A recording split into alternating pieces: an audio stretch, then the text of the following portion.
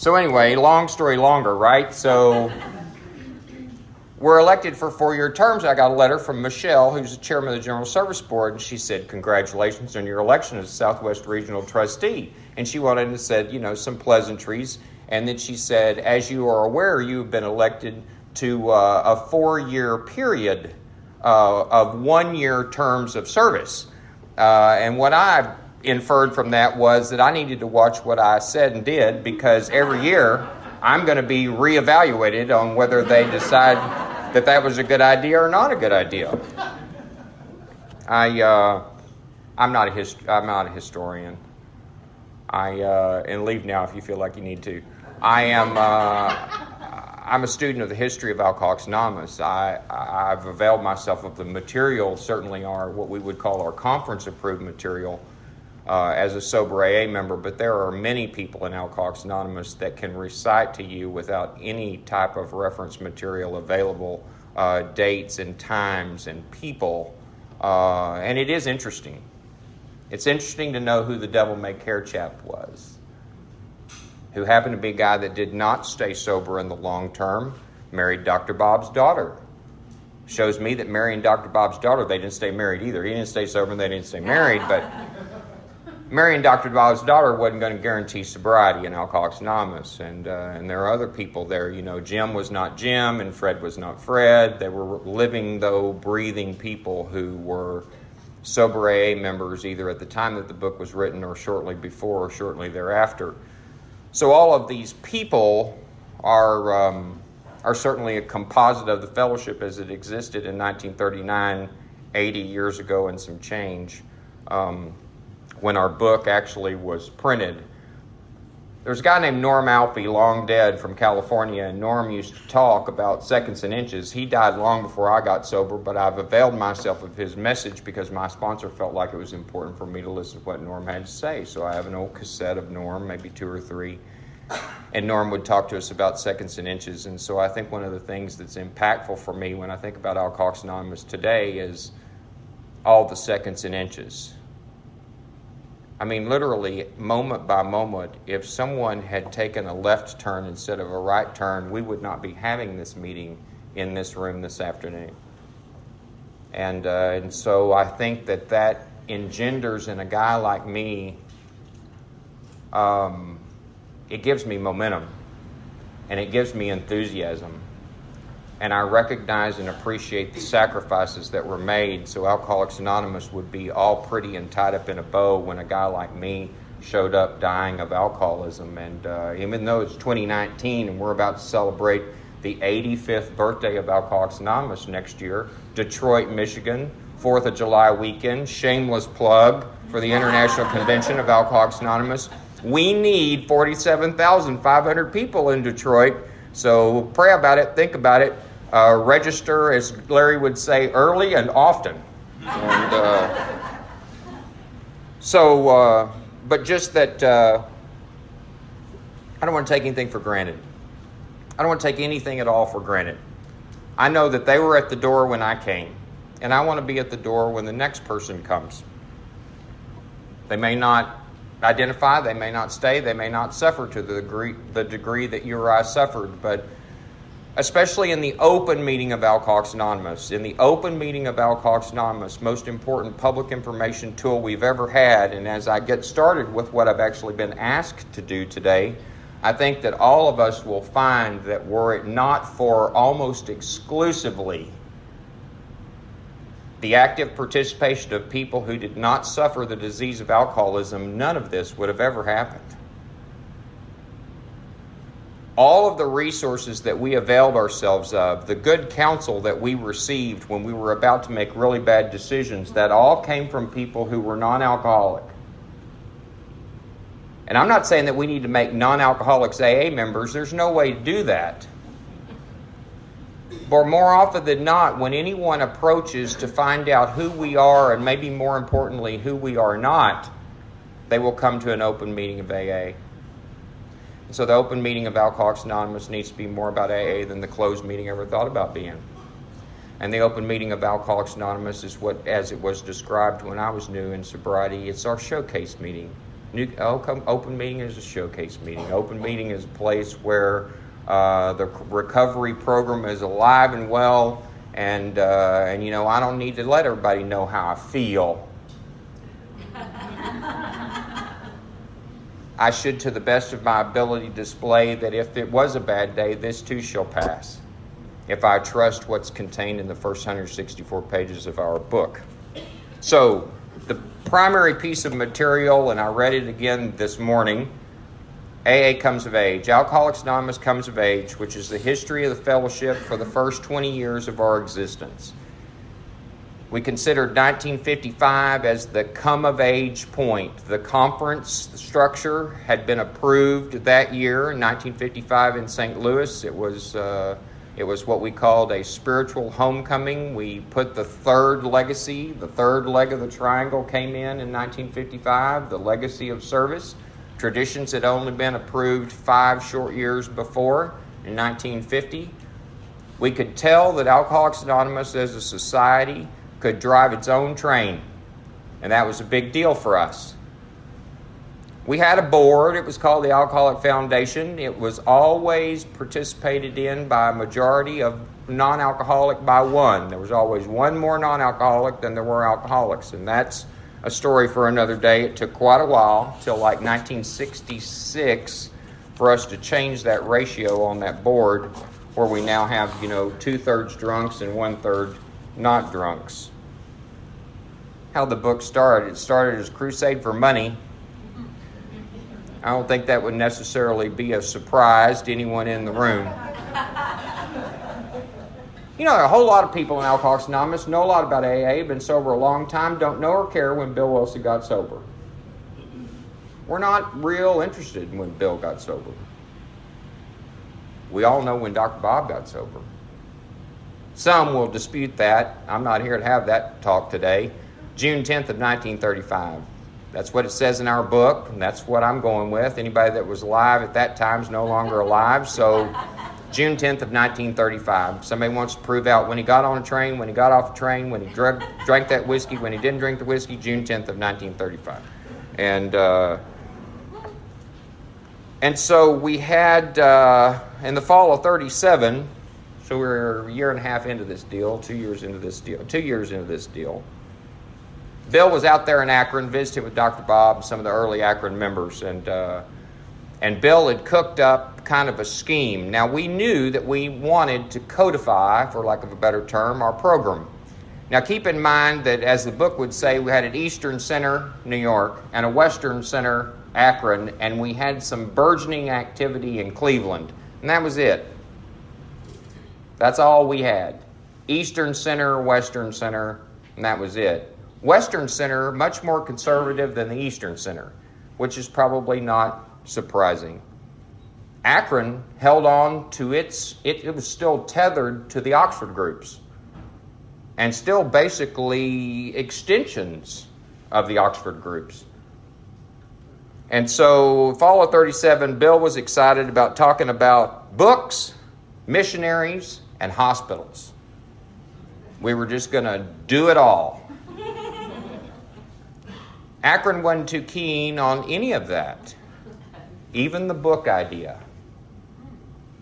They said that first century Christianity didn't require written material of any kind. And I'm not here to talk about Alcoholics Anonymous as any sort of religious model, because it is not.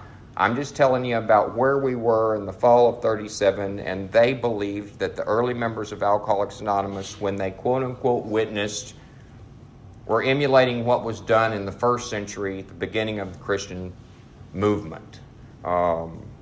So he met with the Akron AAs. So Bob and Bill, and Bob was not too keen on the idea either, but they basically sold it. I think they sold it by a vote of 1. Early group conscience. Bill wrote later on a bunch of different stuff. One of the things I remember that he wrote, he said, leaders don't drive by mandate, they lead by example. I don't think he knew that yet. Because pretty much, in Bill's own words, he was selling his side of the pancake any way that he knew how to do it. So Bill met with a guy named Dr. Leonard Strong when he came back to New York. Leonard Strong, non-alcoholic. Leonard Strong was Bill's brother-in-law, married to Bill's sister. And Leonard Strong is the one that had some connections. He knew a guy that he didn't even know was still alive or not, named Dick Richardson. Dick Richardson had long association with the Rockefeller family and the Rockefeller Foundation. So if we were looking for money for missionaries and hospitals and a book, well, to go over there because they had plenty. So in December of 37, so a couple of months after the original Akron deal, there was a meeting in the Rockefeller offices at Rockefeller Center in New York City, and Bill describes in AA Comes of Age that they were invited into John D. Rockefeller Jr.'s private boardroom, and Bill was given a seat at the head of the table, Rockefeller's seat. And Bill writes in AA Comes of Age, he could still feel the chair was warm. And he could just feel that money seeping up from the seat of that chair. And our co-founder was excited about that. Rockefeller wasn't there that day. There was a guy named Albert Scott from the Riverside Church. Albert Scott was basically, for lack of a better term, the trustee or manager of the Riverside Church. Riverside Church is obviously still in existence. It was actually built by the Rockefeller family as a memorial to John D. Rockefeller Jr.'s mother, a woman named Laura Spellman Rockefeller. And so that church is a memorial to John D. Rockefeller Sr.'s wife. Now, a little hook in the story. Lois Wilson's maiden name was Burnham. Lois's mother was a Spellman. They were cousins. I don't know how distant, but there was a relationship on the Rockefeller side brought in by Lois Wilson's family. So there was Albert Scott. There was Frank Amos, who was an ad man. He was kind of a jack of all trades, Rockefeller guy. Another Rockefeller guy named Leroy Chipman, who was really like Rockefeller's personal assistant. And those guys were meeting together. So they were told to tell their stories. They sat down, they told a little bit about what they were like, what happened, and what they're like today. And Bill did it, Dr. Bob did it, and it began to seal the deal. They realized that this Alcoholics Anonymous deal, there was something about it. Frank Amos, went to Akron. He went to Akron to do some detailed analysis of the fledgling Society of Alcoholics Anonymous. He wanted to get in there and look. And this would not be the first time that a peek into AA by a non-alcoholic was going to be important in our development. Goes right back around to what I was talking about at the beginning of this deal about the open AA meeting. We didn't know about open and closed then. We just had AA meetings, which is really what we have today. And so he went to Akron and he sat at the coffee bar or talked to AA members, new and people that longest person sober was sober, since June of 35, so couldn't find anybody who's been sober longer than a couple of years. Found out a little bit about how they got to AA, why they got to AA, what happened to them. And again, he was sold. We sold it. We sold Alcoholics Anonymous. We sold Alcoholics Anonymous by the way we interacted with Frank. We sold Alcoholics Anonymous because I believe to a man or woman, people believed that they had some type of fundamental change in the way that they lived and acted. And they oozed it. Frank felt it. And he went back and he told Rockefeller we ought to have $50,000. Get this thing moving, get it off the ground. Rockefeller said, nah, don't think so. How about 5? So he put $5,000 in the bank at the Riverside Church. Sidebar deal. You go to our General Service Office for a visit. I hope everybody who has not visited the General Service Office of Alcoholics Anonymous will visit your office at some point in your sobriety. If you go between now and the end of 2024 and probably points thereafter, you will go up on the train by Columbia University. You'll go to a building called the Interfaith Building. You'll come up to the 11th floor, walk off the elevator, see the Serenity Prayer and who knows how many languages in the elevator bank, and you'll be welcomed to your General Service Office. You'll take a tour of the office because it's your office. You'll meet AA staff members who work for us at various capacities that we pay through our basket money. Go see publications. You can go to archives. You can sit on Bill's old couch. You can take pictures. You can do all of that stuff that's part and parcel of a trip to your general service office and go back to the general manager's office. And when you look out the window of the general manager's office across the street, you see the Riverside Church. And the building that we lease space from today is owned by the Rockefeller Foundation. So just as it began, it continues up and through today, in that they have supported our mission, sometimes in spite of us, these many, many years. So we got the $5,000. It was banked at the Riverside Church. Dr. Bob and Bill, who had nothing, got $30 a week draw out of that money. Dr. Bob's mortgage was paid out of a little bit of that $5,000. So in May of 38, we decided we needed to establish this foundation. So we established the Alcoholic Foundation. The Alcoholic Foundation was the precursor of the General Service Board.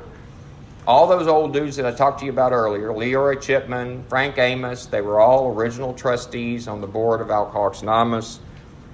We had 3 non-alcoholics. We had Dr. Bob as an AA member, and we had another New York alcoholic, and almost as soon as we put him on the board, he got drunk. March and April of 1938, Bill started writing. He wrote his story, and he rough drafted the chapter that became There Is a Solution. That's all we had. We had Bill's story, and we had a rough draft of There Is a Solution. Copies were being used for what was called blatant fundraising efforts in New York. Throughout the summer and fall of 1938, we were actively peddling a book of which we had 1 story and 1 chapter. So old Frank Amos, he's going to surface again. Frank Amos knew a guy named Gene Exman, and Gene Exman worked at Harper's, and Harper's was one of the major publishing houses in the United States, then really and through today, such as print material is today. And they went over to see Gene Exman. In other words, once again, non-alcoholic has provided the interaction with someone who can help Alcoholics Anonymous along. And he thought the book was a good idea and was interested in perhaps printing it.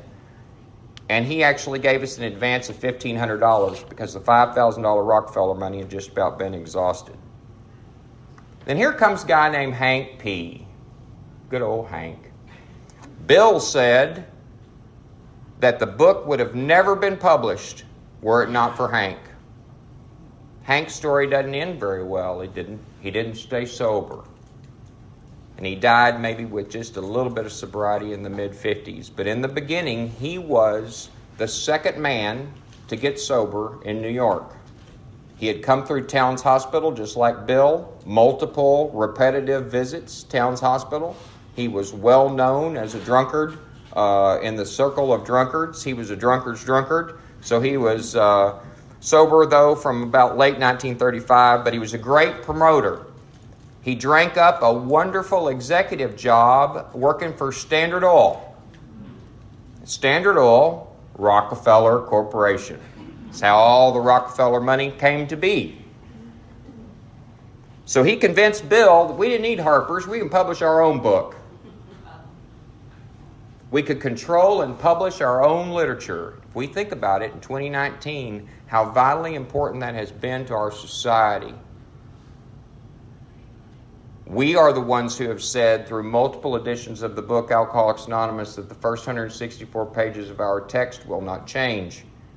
We have protected the integrity of the message because we believe in it so fundamentally as members of Alcoholics Anonymous. We've seen the results of what those words do when people actually grasp what we have to offer. And if we had taken that left turn instead of that right turn, that book might not have ever belonged to us. It might not have ever been ours.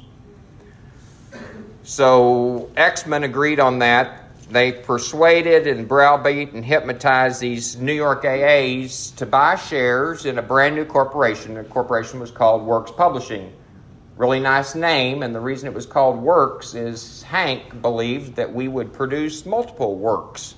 And the first work was the not yet written, remember, book, not yet titled, not yet written book that we were going to sell to Harper's. And so when we decided we'd publish our own literature, we knew we needed money.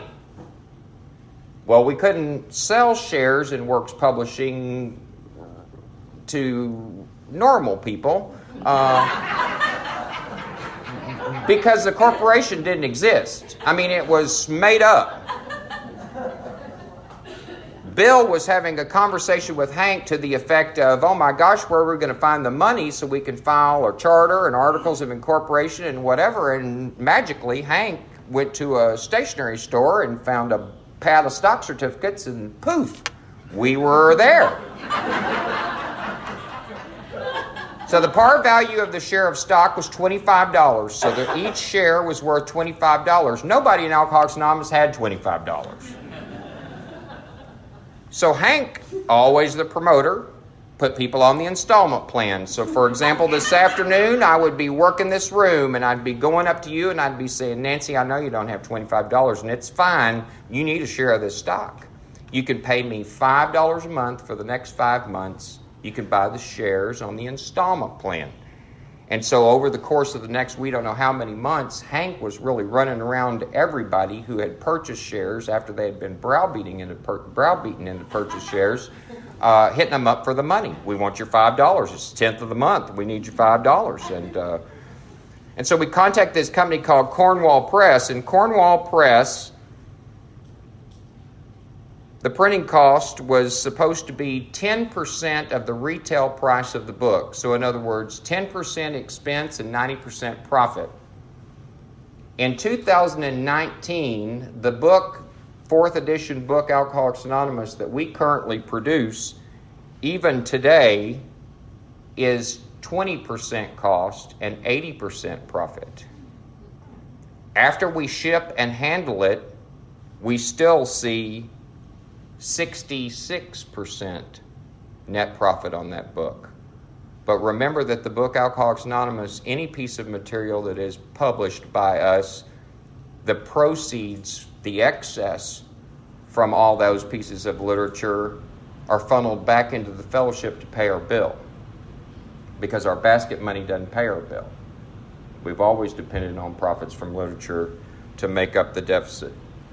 But this is just a little segue, but I think it's interesting. So there's a guy named Ed, one of the 85, 86 people that work at our general service office in New York. Ed's not alcoholic, never has been alcoholic, not married to an alcoholic, not an Al-Anon, none of that stuff.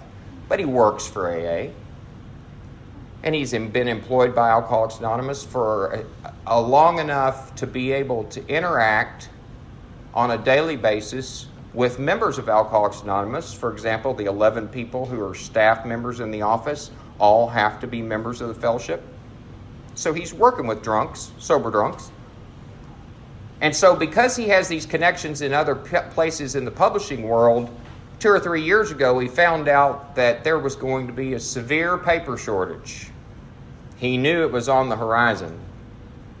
And so Ed apprised us of this bar talk, which is really what it was. So we bought bulks and bulks and reams and reams and reams of paper in advance, just like an airline will buy contracts for fuel, knowing that fuel prices were going to go up in the future. And so today, it cost us the same amount of money to produce a big book as it did 14 years ago, because of Ed, who is not an alcoholic, but who believes in our message just as much as you or I do, which I find to be profound. He knows we're trying to the best of our ability to communicate what we've got. And I just find that to be, I don't know any other place where you see that. And he wasn't worried about keeping his job, not keeping his job. So the book was priced at $3.50, 1939 price, $3.50, which means today it cost us $64 for that book. So we knew that drunks needed to believe they were getting something for their $3.50. So when we went to Cornwall Press to have that thing printed, 5,000 was the original print run. We picked the heaviest paper that Cornwall Press had to offer, and thus the book. So if you ever wondered where the term big book came from, that's exactly where it came from, because we produced a big book. And if you've ever seen in an archives one of the old red-covered, actually the facsimile book is also fairly thick, but not as thick as that old paper that we bought to make sure that people thought we were doing that deal, right? So remember, $25 per share, and Hank's out there peddling the shares. He finally got 200 shares of stock sold, but we didn't see immediate cash because everybody was on the installment program. 200 shares sold, 200 shares kept by Hank, 200 shares kept by Bill. Book still in the process of being written. Reader's Digest was approached because we believed once we got the book written, we needed some publicity. We wanted some publicity so we could sell that book. We knew it would sell like hotcakes. And so we went over to Reader's Digest, which was, again, a connection that was set up by a non-alcoholic. Nobody in AA had any of that stuff going. And they sat down and they talked to Reader's Digest, and the guy said, sounds like a great idea, this book that you're writing, but I'm going to have to talk to these other editors about it. So they had a great meeting, just like drunks will do, and they said, oh my God, we've sealed the deal. They heard stuff probably that editor never said, and they ran with that information and went on about their business. And so here we are, we're running these books. Ruth Hawk, a woman named Ruth Hawk, was Hank's secretary. And Bill would go from Brooklyn to New Jersey every day and dictate chapters of the book. And Ruth typed the book. And the typewriter that she used to type the big book is in our archives in New York. Just a little secretarial, old peck typewriter. Not alcoholic Ruth. So we never had an outline. Nobody ever outlined the chapters. Nobody ever said, I think we need to start talking about something that looks like step 1 and maybe move on through the step, because we didn't know about any of that yet. Chapter 5's not written. Bill's just going over there, riding the train, probably brainstorming as he goes. And then those chapters or those sheets, as they're being written, they're being sent out to Akron. Akron, extraordinarily polite. They're saying, oh, yeah, I think, yeah, it's good. It's good. And then Bill, once a week, because they met once a week in New York, Bill would take the sheets to the AA meeting, and after the AA meeting was over, they would have a forum of like a group conscience to talk about what had been written about the book so far. New York, not so polite. New York tore the manuscripts to pieces. They argued about everything. Now we need a little bit more money because it's taking a little longer than we expected it would take. And so Charlie Towns, who had been the treatment center guy, or form of treatment center, the detox, the dry out place, right, where Bill had gone through and Hank had gone through, we hit him up for $2,500. We'd sold him some shares in the corporation that didn't exist, and we borrowed $2,500 from him just to keep things going. Bill's getting ready to write chapter 5 in the steps, and also talked at that point in time about a case history section. It had not been discussed before that we would include personal stories in the back of the text. And we determined that even though the collective experience of AA members getting and staying sober would be contained in the primary portion of the book, that we really needed stories in the back that talked about who we were as individual AAs. And all of us are probably aware, if we've been in Alcoholics Anonymous any length of time at all, that the reason we have gone from edition to edition is not about changing a cover or a dust jacket, or we certainly are not inclined to change anything in the first 164 pages, but we recycle the stories. Because the fellowship changes. The fabric of the fellowship changes. The first edition of the book, there were hardly any women that were sober in Alcoholics Anonymous. Marty Mann, maybe nobody else. A couple of women in Akron. By the time the second edition of the book, Alcoholics Anonymous, came out, we saw that women had come in and started getting sober and staying sober in Alcoholics Anonymous. We also saw at the beginning of the second edition, really more so in the third edition, we saw that people were coming to Alcoholics Anonymous before they were gutter drunks. All of the original members of Alcoholics Anonymous were gutter drunks because there wasn't anything to help us then. You locked us up or we just died. And so we saw that the fellowship, the message of Alcoholics Anonymous, if somebody was, for lack of a better term, exposed to AA, they could catch on a little bit quicker. We could catch them before, quote unquote, their elevator went all the way down. And we were doing that. When old Bunky S., who's now gone to the big meeting, got sober in 1967, he was 30 years old and he was considered to be a young person in Alcoholics Anonymous. 30 and under, young person in AA. I was just in Northern California 2 or 3 months ago, and the woman that talked before me was 16 and been sober for 2 years in Alcoholics Anonymous. I didn't even take my first drink till I was 15. But we don't have anything to say about exactly where they fall in a demographic sense. But of course you can tell that the stories in the fourth edition of the book, they have a rich experience with the fabric of the fellowship as it looks today. People that will tell their stories, and obviously we are, alcoholism is no respecter of sex or creed or any of that other stuff. And so that's why those editions have continued to change, so the stories can change. So chapter 5, Bill said he was in an anything but spiritual mood on the night the 12 steps were written. Took him about 45 minutes. He was in a fit of depression, the depression that he suffered from all through his life and all through his sobriety. Had no idea whether there were going to be 12 steps, 6 steps, 4 steps, had no idea. He knew about the Oxford Absolutes. He also said that he wanted to make sure that he expanded on the program enough so that not even an alcoholic could wiggle out. So you might think about steps 4 and 5, steps 6 and 7, steps 8 and 9. I get prepared and I do the work. I get prepared, I do the work. Actually, correction. I get prepared, God does the work, allows me to participate.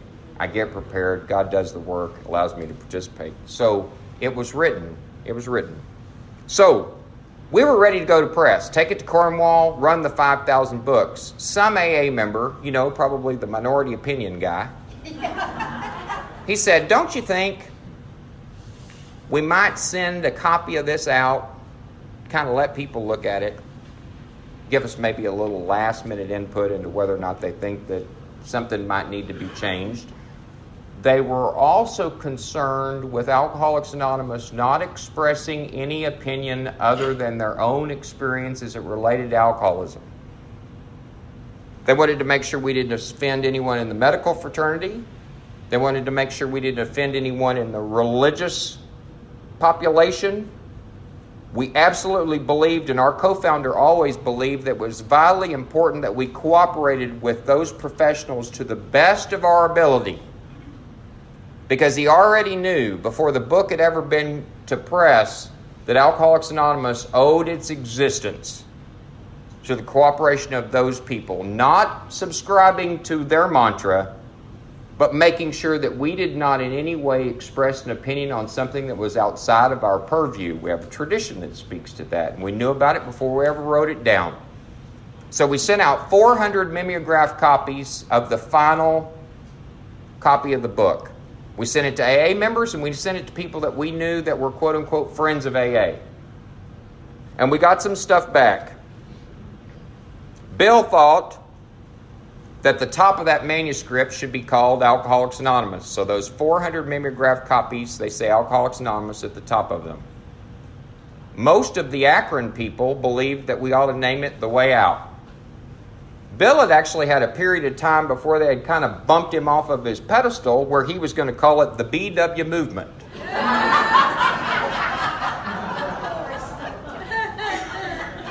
And thank goodness we didn't go there.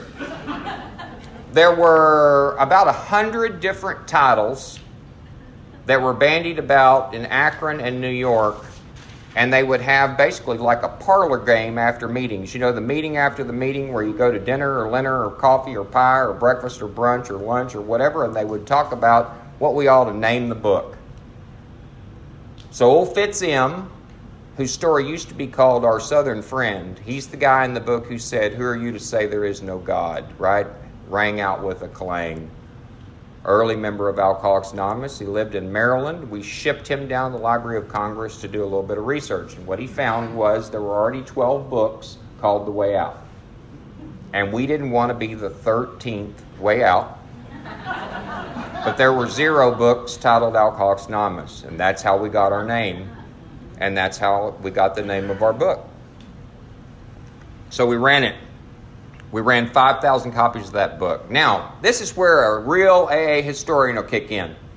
I've got 3 or 4 different pieces of material, one from Arkansas, one from a guy that's here in our area, one from Arizona, and one from somewhere else. I was looking at all that stuff this morning.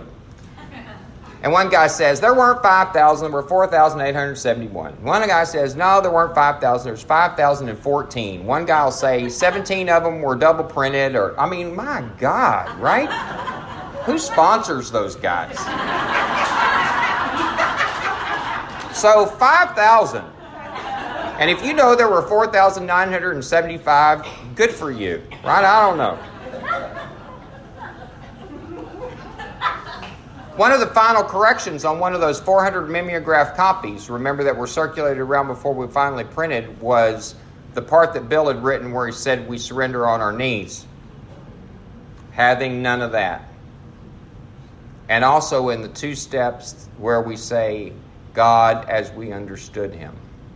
The as we understood him was a part of an informed group conscience to make sure that Alcoholics Anonymous could be attractive to those who could not reconcile with certain actions that they believed were secularly religious. And so I think as a society, our doors were opened wider from the beginning because of that.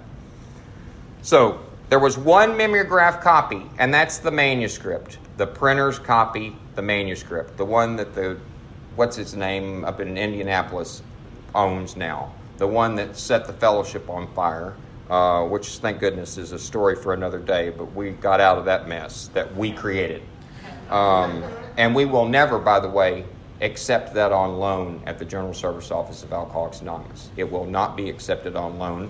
I'm on the Trustees Archives Committee, and we just said it will not be accepted on loan because it is not so much about the piece of material. It's about the fact that it's cost the fellowship a whole lot of money to protect something that is not ours. And we don't believe we ought to spend crumpled dollars in an AA basket to put something in plexiglass for people to just come look at when we can buy that book. Hazelden published it years ago. We can buy that copy of that printer's manuscript. So those 5,000 copies, and he ran the presses even though we gave him $500, the printer at Cornwall. We didn't have any money. They scraped up $500, and Bill says he caught the AA enthusiasm. And he said, it'll all work out the way it ought to work out. How many times have we heard that? It'll all work out the way that it ought to work out, and he printed the books. Hank and Ruth Hawk, the typist, right, secretary, Bill, and a woman named Dorothy Snyder, Dorothy being Clarence Snyder's wife. Clarence was the guy who invented the term sponsorship in Alcoholics Anonymous. He's the one that really started AA in Cleveland. He's one who got upside down with Bill and stayed upside down with Bill for a long, long time later on. The 4 of them are the ones that took the manuscript, the printer's copy, to Cornwall, New York, to the Cornwall Press to get it printed. Needed to spend a couple of days in the only hotel in Cornwall, New York. And we were so broke, not a single person could even pay their own hotel room, much less anybody else's hotel room. So they ran to Charlie Towns again, and Charlie Towns paid the hotel room to get our 3 erstwhile erratic alcoholics and Ruth out of the hotel. They would have been captured in in Cornwall forever. Sidebar note, Dorothy Snyder's sister was Hank Parkhurst's first wife. So everybody knew somebody, or dated them, or married them, right? We couldn't pay Ruth when she was doing all that typing during all those months, so we just gave her worthless shares of stock in Works Publishing. We were sliding her a certificate. Every time we thought she earned $25 in wages, poor old Bill would slide her another stock certificate. And so then we had, later on, Fulton Oursler. You know the name Fulton Oursler. He's known in our history in Alcoholics Anonymous. He was also a senior editor at the Reader's Digest, and he became a trustee member of our board. So April 10th of 39 is when we actually ran the book. On May the 1st of 1939, Bill and Lois were evicted from Lois' parents' house and began some couch surfing, because that's exactly what they were doing. They formed a thing called the Lois Wilson Home Replacement Fund. And that's what they lived on, contributions from AA members that were collected into the Lois Wilson. Nobody really wanted to support the Bill Wilson's Home Replacement Fund. But they didn't figure it's Lois's fault that she had a bad picker. So we just kept on keeping on. You know, it's box 459 now, but it was box 658 back then. We went to box 658 because we were sure that the mailbox would be full of orders. And the reason it was supposed to be full of orders is there was a radio show. And we had this guy named Morgan. Morgan had just gotten out of the insane asylum and been sober about a month. But we needed Morgan. See if this sounds familiar. We needed Morgan because Morgan knew the guy who was doing the radio show. Before he went insane because of alcoholism, he had been a radio guy. And so we had these 5,000 books sitting over there at Cornwall. They haven't been paid to print, and we knew we needed some publicity. So Morgan was going to go over, but nobody was convinced that Morgan had had a spiritual awakening as a result of anything. So they watched Morgan. Now, how many times have I heard in the 21 years that I've been sober in Alcoholics Anonymous, nobody stands between me and a drink? And that's true. But if you locked me up and monitored me 24 hours a day, 7 days a week, it'd probably be hard even for a guy like me to sneak a little nip. And so that's what we did. We locked Morgan up because we needed Morgan to go on the radio show. So we locked him up for 7 days, and either Hank or Bill or one of the other New York people watched him. And then we let him out, and he made a 3-minute talk on this radio show, a brief story about Alcoholics Anonymous. He's also the guy that Bill would laugh about and talks about, I think, at one of those talks in Detroit or somewhere early on. He was at the Rockefeller dinner, which hopefully I probably need to get to now. He was at the Rockefeller dinner at the Union Club. They had an AA member at each one of the tables, you know, just for all these high-dollar businessmen to interrogate, basically. And so Morgan was at one of the tables, and one of the businessmen was making polite conversation, and he said, "What institution are you with, Morgan?" And you know, as in, are you in banking? Are you in insurance? Are you in finance or whatever? And Morgan answered like a new drunk would answer. And he said, well, I'm not in any institution at all. He puffed up a little bit. He said, but I was in the Greystone Asylum for, 5 or 6 months. And I don't know if that businessman gave us a little check at the end of the dinner or not. The radio show was called We the People. We decided we were going to mail postcards to all these physicians because it was a physicians radio show. And so we spent some more money we didn't have that we borrowed, and we'd mailed all these postcards out. And that's what we thought we'd find in box 658. And what we found, they took cases, literally. They took cases because they believed that they would have to carry back cases of orders. We had 12 cards. And 10 of the 12 cards, Bill said they believed because they were written so poorly, were written by drunk doctors, making fun of the radio show. And we had 2 orders for 2 books. We had committed to give away a book to everybody who wrote the story in the book. So there was, I think, 18. So 18 books or 28 books for people who had contributed their story, and another something odd books for the shareholders. 49. There were 49 of those Works Publishing shareholders. So we had committed to give away 60 to 70 books, and we only sold 2. So we found this Liberty Magazine guy through Charlie Towns. Charlie Towns still helping us. We owe him money. He's got fake stock certificates, and he's still trying to help AA out. So he found Liberty Magazine because he had a connection over there, and that's where the article came out, Alcoholics and God, in September of 39. Gave us some publicity. Then there was a tailor shop on Fifth Avenue that was owned by a guy who was fairly new in Alcoholics Anonymous. Tailor shop was failing, but this guy knew somebody else who had some money, and he called and he actually committed his business on Fifth Avenue. He said, my business might not be much, but I'm sitting here on a lot on Fifth Avenue in New York City. Will you co-sign a note with me so Alcoholics Anonymous can borrow the money that it needs to keep going? And it happened. We weren't any better off, but for whatever reason, people kept believing in us. How profound is that? How many times? Certainly to their detriment. In the 32 years before I came to Alcoholics Anonymous, people just keep believing in me. Something different would happen. And how impactful is it that from the moment I came on the property on Alcoholics Anonymous, everybody believed in me. They didn't know me. They believed in me. It's amazing stuff. So he moved the office, and Hank hated it that we moved the office. There were 2 things that really disturbed Hank, and this is important too. He was in love with Ruth. In love with Ruth. Ruth didn't care. He was building a resentment, or he already had one, and it fostered and grew, and then we moved the office because the office was actually growing a little bit and actually had letters to write for these people that were sending in inquiries. And what happened to all that is, Hank went on a dry bender, and then he went on a real bender. And Hank got drunk.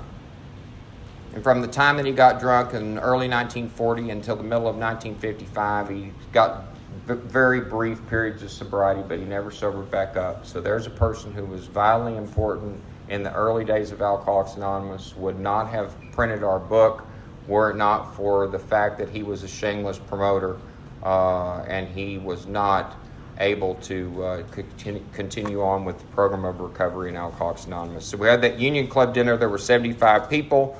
Rockefeller bought 400 books. There were 400 books that were bought by Rockefeller.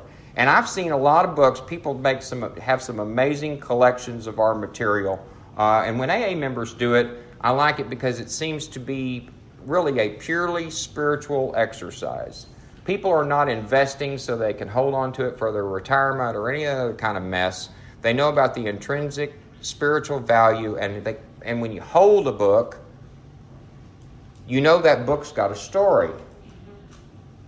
And so there's a guy in Northern California that Tom I sponsored for years and years, and he's got every printing of every book in a little library in his house. And he gave me a red first edition book, and he said, look at that book. And just for a moment, because, I'm of poor character, I thought, oh, yeah, okay, let me get excited about this book. And then I opened the inside, and it had one of the Rockefeller cards in it. He actually has one of the books. It was one of the 400 books that we gave to John D. Rockefeller, because what Rockefeller did is he put his own card inside, said compliments of John D. Rockefeller Jr. And pretty amazing, that all of that and that connection. So let me speed up. We borrowed $8,000 from Rockefeller and his sons so we could buy back the shares from those 49 outside subscribers. We bought the shares. Bill prayed about it and put his 200 shares into the Alcoholic Foundation. He contributed his shares. But we still had 200 shares, a third of the ownership of the book Alcoholics Anonymous, in the hands of a drinking drunk. And we left it alone, see what God would do with all of that. And he would come by the office every now and then, let us know how angry he was about the fact that we stole his secretary. We were using his furniture. And so one day Bill said, I'll give you $200 for this furniture if you'll turn in your shares in Works Publishing. And we cut the deal. And that's how we came to own 100% of all of our literature. And March of 1941, Saturday Evening Post article. People that know me in the room know I'm a huge fan of the Saturday Evening Post article. Wasn't so much interested in it the first 3 or 4 years of my sobriety. I'd heard about it from the time I got sober in AA, probably looked at the magazine, different archives displays here and there. But sometimes the backstory is really important. Jack didn't come to Alcoholics Anonymous so he could write warm and flowing things about this amazing society of folks that were able to do things that had never been done from the beginning of time. He was an investigative reporter. He was just like those people that are on the Channel 8 or the Channel 11 news. You know, they chase people down in the parking lot, and they want to make sure that they let them know that we know that they're doing something that they're not supposed to be doing. And so he came into Alcoholics Anonymous just like years before when Frank Amos had gone out to Akron to really dive into this thing called AA. Jack went to meetings in New York, only meetings we had, AA meetings. And he met us at the coffee bar and he talked to us about our stories. And he sat in a room and then he went back and he wrote the article. And if you've not had an opportunity to read the article, it's on AA.org, and it really blew the lid off AA. It exposed Alcoholics Anonymous. So many people know me, I've heard this many times before, but I'm going to tell you it's something that I've been doing, I don't know, Chicago group, my home group's 16 years old. Maybe I've been doing it the last 13 or 14 years. I try to get the meeting 30 minutes before it starts. We meet for a speaker meeting on Wednesday night.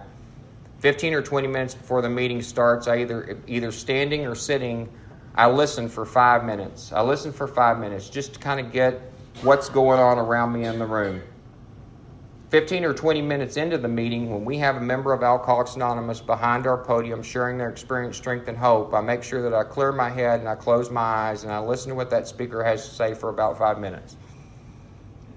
After that meeting closes and we say the Lord's Prayer, when people are exercising their commitments and putting all that stuff up and getting everything cleaned up and interacting with one another, either sitting or standing, I take another 5 minutes and I listen to the interchanges, old members, new members, people who aren't members. And my acid test for each one of those 3 periods of 5 minutes is, if Jack Alexander was in this meeting tonight and he was going home to write about Alcoholics Anonymous, what would he write?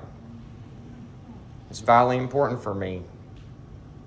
Not so I can put any kind of modicum of behavior on my fellow members of Alcoholics Anonymous, not because I think that I'm running my AA group, but I want to make sure to the best of my ability that I'm a contributing factor in making sure that we offer the absolute best that Alcoholics Anonymous can offer. Because without knowing it, that's exactly what New York did. And they saved Alcoholics Anonymous. We would not have continued to exist. We had borrowed our last dollar. We'd sold our last share of fake stock. We had 5,000 books, less maybe 10, in a warehouse that we could not sell. And then we got the inquiries, 8,000 of them. Membership of Alcoholics Anonymous in 1941 exploded. We got a piece of material that's one of my favorite pieces of archival material. I want to make sure that if you go to Stepping Stones, you don't miss it. Now, Stepping Stones is Lois's house. She let Bill live there. But it's Lois's house. And during the period of time after Bill died in 71 until she passed away in the late 80s, she made sure that every piece of material that had anything to do with fellowships of Alcoholics Anonymous or Al-Anon was identified by her. And so there are all these little typewritten things all over the house to tell you about anything and everything that's, the book, the Bible's upstairs. It's in a case, and it's got all of Bill's pledges on it. So you're upstairs, and you see the Bible and all the pledges, and she'd draw the line. You'd make another pledge and another date, and she'd draw the line, and another pledge and another date. Then you walk out the backyard and the porch, and there's a cinder block building called Wits End. Wits End was Bill's office, where he wrote the 12 and 12, where he wrote some other material, AA Comes of Age. You can sit on another one of Bill's couches. You can sit at Bill's desk, cigarette burns all over it. You can look behind that desk, and I'm 54 years old. When I was in elementary school, every homeroom had a map of the United States. It was either laminated and it was mounted on the wall, or it was in a form like a map and it pulled down from the ceiling. And when we had that very first office of Alcoholics Anonymous, we had an office map. And when the Jack Alexander article was written and the frantic inquiries, and believe me, they were frantic, when the inquiries started coming in, we wrote a personal note, just like we do in 2019. There has never been a form letter in our General Service Office, ever. Ruth Hawk typed a note to let those people know that we have received their correspondence. And if over a period of days or weeks or months, something gelled, as Dr. Bob would say, and we found out, for example, that they had a meeting in Little Rock, Arkansas, and there were 3 people, 2 of whom were sober in the meeting, then Ruth took one of those old stick pins with a plastic round head and plugged it into Little Rock, Arkansas. And when somebody rode the train up from Dallas or over from Wichita Falls to Denton, Texas, and somebody wrote something about the fact that the Denton number 1 group had a meeting and there were 4 people, 3 of whom were sober, we stuck a pin in Denton, Texas. And we continued to plug those pins. And we could say in 2019 in Alcoholics Anonymous, oh my gosh, the work's been done. Alcoholics Anonymous is in 180 countries. We know of AA presence in 180 countries around the world. But I want to tell you, I believe that each and every time we have the opportunity to interact with someone who has not yet availed themselves of what we have to offer, whether they stay or whether we go, we're putting a pin in our map. We're putting a pin in our map and we're saying, to the best of our ability, we tried to share what we've richly and freely been given. When I walk out of the room because I want to smoke a cigarette, or I run off to my car because I've got something to do and I didn't have time to go to the meeting to begin with, or I think there are 3 or 4 guys that I sponsor in the room and I know that one of them will talk to that young man, I didn't put my pin in my map. I didn't do it. And I want to know and believe, because it's true, that the survival of our society as we know it today is not too much unlike the way that it was in 1941 when we began to put the pins in the map. You know, Little Rock is really proud of the fact that they are the first center of Alcoholics Anonymous that started without anyone other than a letter was written to New York, the book and a letter was returned to Little Rock, and with no contact with any other sober human being, AA started. And Little Rock was the first place where that happened, and they are really proud about that. Now, I'm just going to give a little bit of statistics because I think they're profound, and then I'm going to sit down. First edition of the book was printed in 1939. Our membership, we said, was 100, but that was on a really good day. We probably had 70 people sober.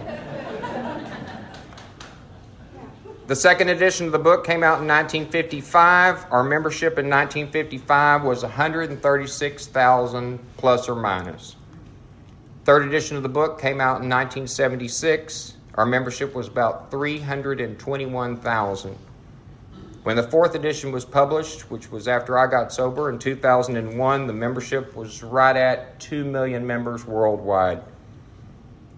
First edition, the second printing, is where the spiritual experience appendix was added, because so many people felt like they had, quote unquote, not worked the program because they had not had the white light, hot flash experience that Bill had had.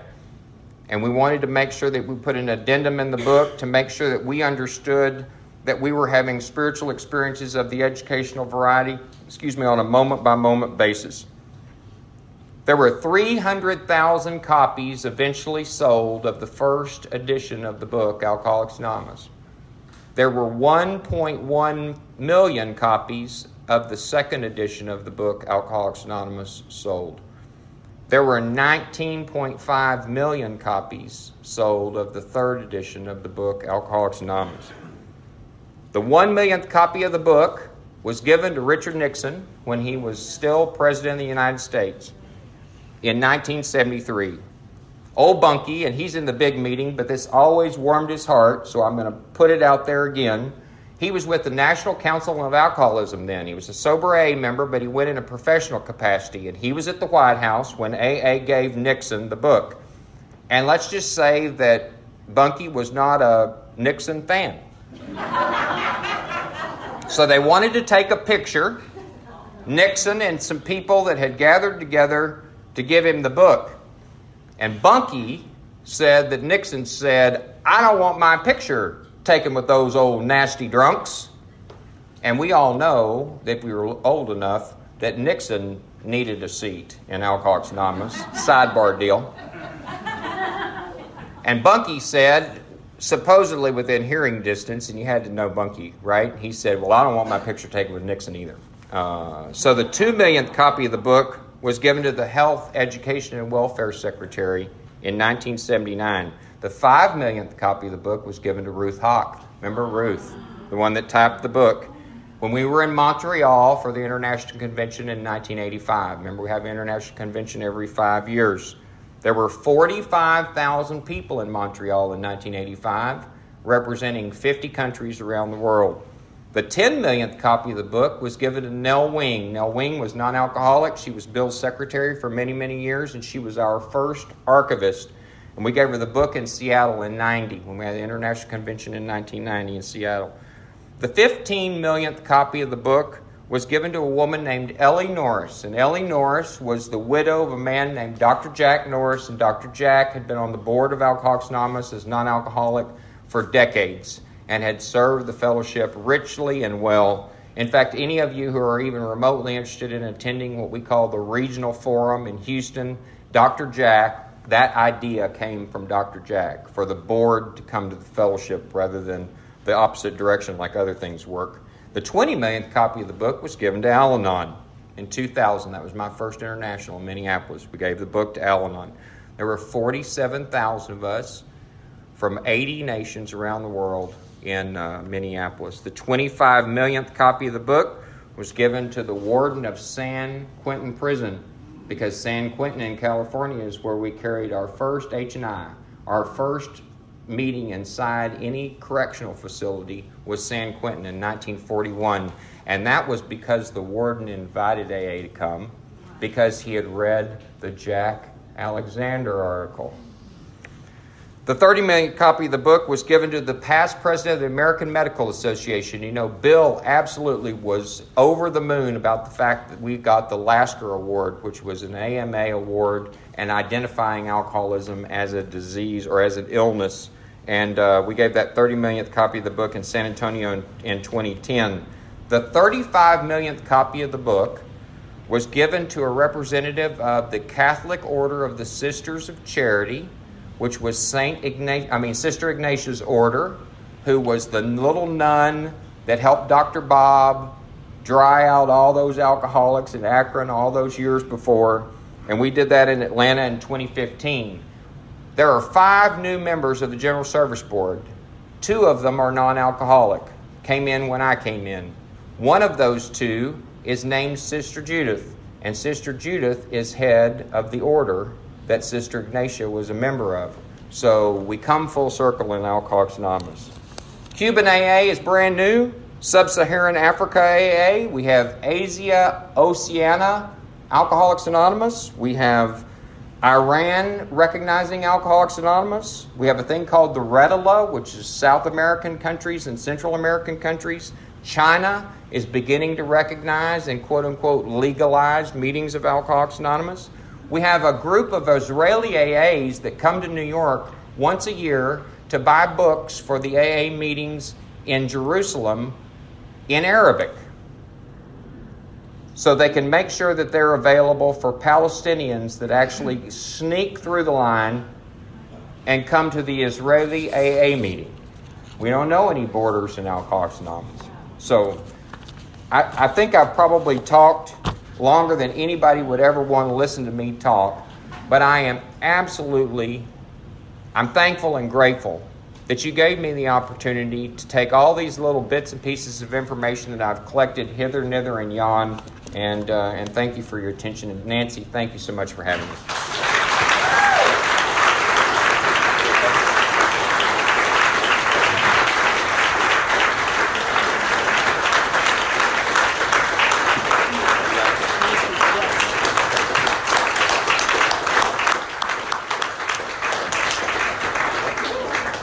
great event has come to pass. I love that Jimmy says we, because we are members of Alcoholics Anonymous 2019, and now we know that we, as members, started. We started, and I'm so grateful. We're going to pass the baskets to give donation to the church. No group is being given any money, and no group spent money, because people like you brought the food and the coffee. Thank you to Sheila, and this was all done by volunteers, so I can't thank you enough. Let's give Jimmy another hand.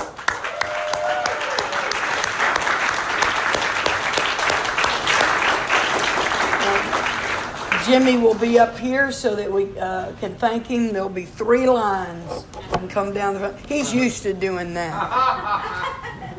He's used to doing that. So, I'm going to pass the basket, and then hopefully you'll finish up the food. And is there still coffee?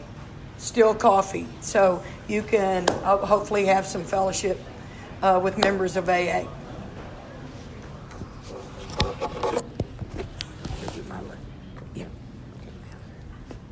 Okay. Oh, I am so sorry. We have yes, this is the one. We have a token of our appreciation for that. And